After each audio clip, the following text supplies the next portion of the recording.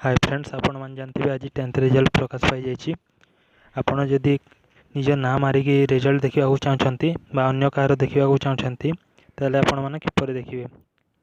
सर्वप्रथम आप ब्राउजर को चली जातु। मु क्रोम ब्राउजर को चली गली। ये सर्च करंतु इंडिया रिजल्ट सर्च कलापर ये indiaresult.com आसी ऑफिशियल वेबसाइट तापर क्लिक करेंगे। क्लिक कलापर निज स्टेट सिलेक्ट करने मो ओडिशा सिलेक्ट करनौछि।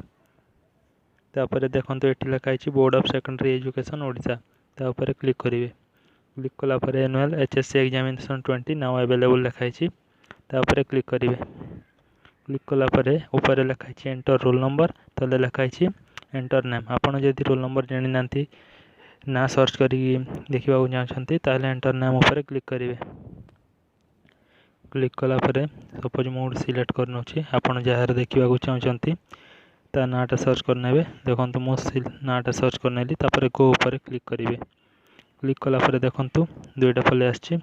फादर्स नेम भी ये आसछि जहाँ आप जानवा सहज हे। तापर गेट उपर क्लिक करेंगे।